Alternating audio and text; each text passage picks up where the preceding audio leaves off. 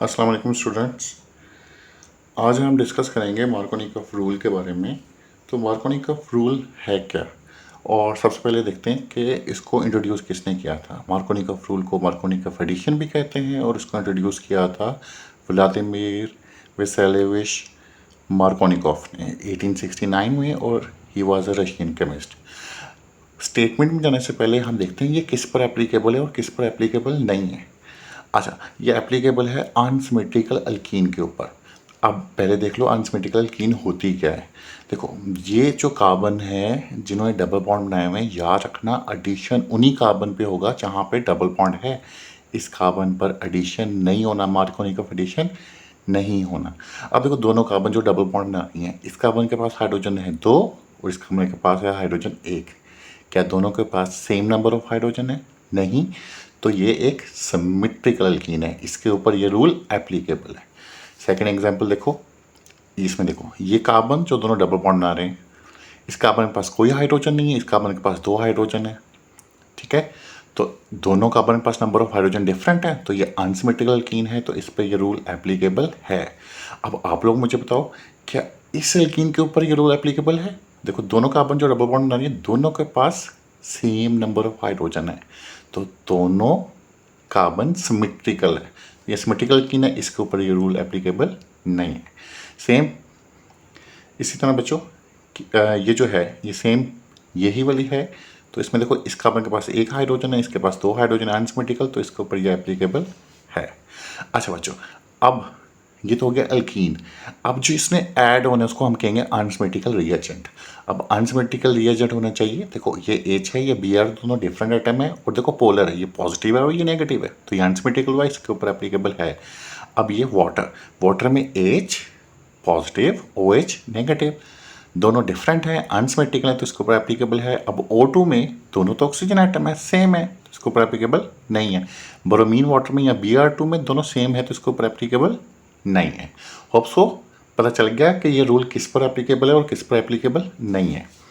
अब देखो बच्चों, अब हम बात करते हैं इसकी एग्जाम्पल की।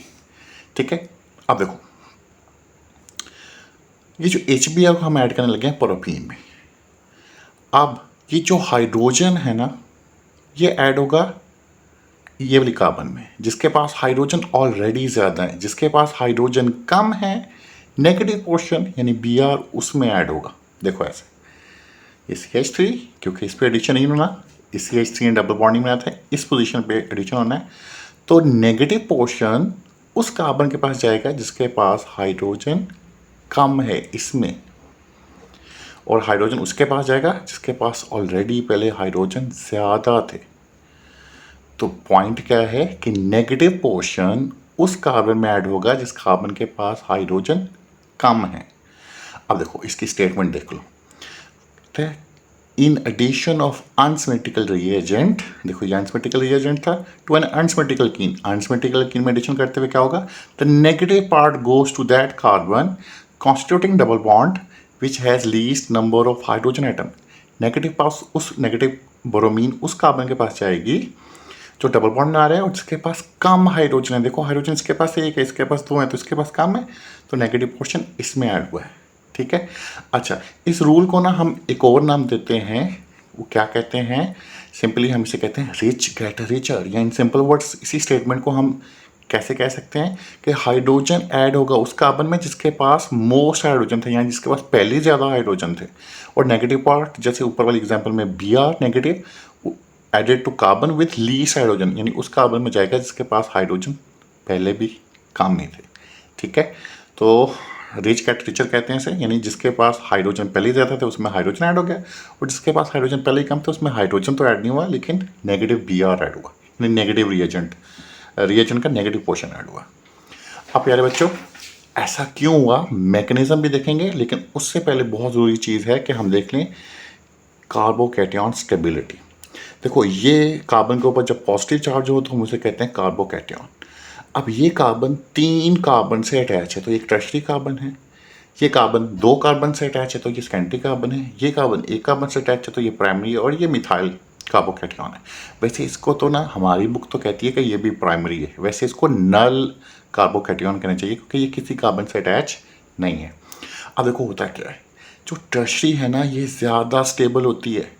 क्यों? क्योंकि इसका पॉजिटिव चार्ज, इस पर पॉजिटिव चार्ज है कार्बन पर, मतलब इलेक्ट्रॉन डेफिशिएंट है, और ये जो मिथाइल ग्रुप है ये इलेक्ट्रॉन डोनेट करके इसको स्टेबलाइज करते हैं। यानी ये कार्बन भी इलेक्ट्रॉन डोनेट कर सकता है, ये कार्बन भी इलेक्ट्रॉन डोनेट कर सकता है, और ये कार्बन भी इलेक्ट्रॉन डोनेट कर सकता है। तो ये ज़्यादा स्टेबल हो जाएगा, यानी इसकी इलेक्ट्रॉन डेफिशिएंसी खत्म हो जाएगी। इसमें दो उसको स्टेबलाइज कर सकते हैं, इसलिए ये इतना स्टेबल नहीं है। इसमें इसकी स्टेबिलिटी कम क्यों है? क्योंकि उसको स्टेबल करने वाला एक है और उसको स्टेबल करने वाला कोई भी नहीं है। अच्छा देखो, तो इसका मतलब है जो ज़्यादा स्टेबल होगा ये टर्शियरी कार्बोकैटायन, सेकेंडरी, फिर प्राइमरी और फिर नल। अच्छा, अब रिएक्शन में कार्बोकैटायन बनना है रिएक्शन मैकेनिज्म में, वो मैकेनिज्म में देखते हैं। तो वो वाला कार्बोकैटायन बनेगा जो ज़्यादा स्टेबल है। अब देखो, गौर करो, मैकेनिज्म पे चलते हैं। अब देखो होगा ये। अच्छा बच्चों, अब देखते हैं मैकेनिज्म को। अच्छा, मैकेनिज्म को देखने के लिए गौर से देखो, मैंने ना एक अनसिमेट्रिकल अल्कीन ले ली है यानी प्रोपीन, और एक अनसिमेट्रिकल रिएजेंट ले लिया है यानी HBr। अच्छा देखो, अब होगा क्या कि ये जो कार्बन है ना, जो अच्छा देखो, जो डबल बॉन्ड कार्बन बना रही है ना वही रिएक्शन करेंगी। अब ये जो कार्बन है ना, ये क्या करेगी, अपना इलेक्ट्रॉन और साथ वाली कार्बन का इलेक्ट्रॉन, अपना तो लिया लेकिन साथ वाली कार्बन का इलेक्ट्रॉन लेकर हाइड्रोजन पर अटैक कर देगी, क्योंकि इलेक्ट्रॉन है नेगेटिव और हाइड्रोजन है पॉजिटिव। अब देखो, तो यह हाइड्रोजन इस कार्बन में ऐड हो जाएगा ऐसे, CH3 CH, और ये CH2 था, अब CH3 हो गया। देखो हाइड्रोजन किस में ऐड हुआ है, इस कार्बन में, जिसके पास पहले 2 हाइड्रोजन थे, अब कितने हो गए हैं, 3। अब प्यारे बच्चों, सीन ये है कि ये दोनों हाइड्रोजन ने अब उसके साथ बॉन्ड बना लिया, तो ये दोनों इलेक्ट्रॉन किसको मिल जाएंगे, Br को। तो Br क्या हो जाएगी, नेगेटिव। अब प्यारे बच्चों, अब ऐसा है कि इस कार्बन के ऊपर पॉजिटिव चार्ज आएगा, ये एक सेकेंडरी कार्बोकैटायन बनेगा, और आपको पता है सेकेंडरी कार्बोकैटायन स्टेबल होता है, इसलिए सेकेंडरी बना, इसके ऊपर पॉजिटिव चार्ज आ रहा है, इस पर नहीं आ रहा। पॉजिटिव चार्ज क्यों आया, देखो क्योंकि ये वाली कार्बन अपना इलेक्ट्रॉन तो लेके गई थी, ये कार्बन अपना इलेक्ट्रॉन तो लेके गई थी, साथ वाली कार्बन का भी इलेक्ट्रॉन ले गई थी, तो ये वाली कार्बन इलेक्ट्रॉन डेफिशिएंट हो गई। देखो बेटा, नेगेटिव चला गया तो चार्ज कौन सा आएगा, पॉजिटिव, तो ये कार्बोकैटायन बना। अब सेकंड स्टेप तो बिल्कुल इजी है कि ये नेगेटिव किस पर अटैक करेगा, ऑब्वियसली पॉजिटिव पर, तो Br अब इस कार्बन पर ऐड हो जाएगा, ये बन जाएगा। अच्छा प्यारे बच्चों, ये बात याद रखना कि हमेशा ये नहीं होता कि एक ही प्रोडक्ट बनती है, कि हमेशा नेगेटिव Br उसी कार्बन में जाकर ऐड होगा जिसके पास हाइड्रोजन कम है। ठीक है, ऐसा होगा, लेकिन कुछ और भी होगा साथ में, ये बनेगी मेजर प्रोडक्ट, और थोड़ी सी कुछ परसेंटेज ऐसे प्रोडक्ट भी बनेगी जिसमें नेगेटिव पोर्शन इस वाली कार्बन में जाकर ऐड होगा जिसमें हाइड्रोजन ज़्यादा है, यानी ये प्रोडक्ट भी बनेगी, लेकिन ये होगी माइनर प्रोडक्ट, कुछ परसेंट बनेगी। मेजर परसेंटेज यही बनेगी जिसमें नेगेटिव पोर्शन जाके ऐड हुआ है उस कार्बन में जिसके पास हाइड्रोजन कम थे। थैंक यू एंड अल्लाह हाफिज़।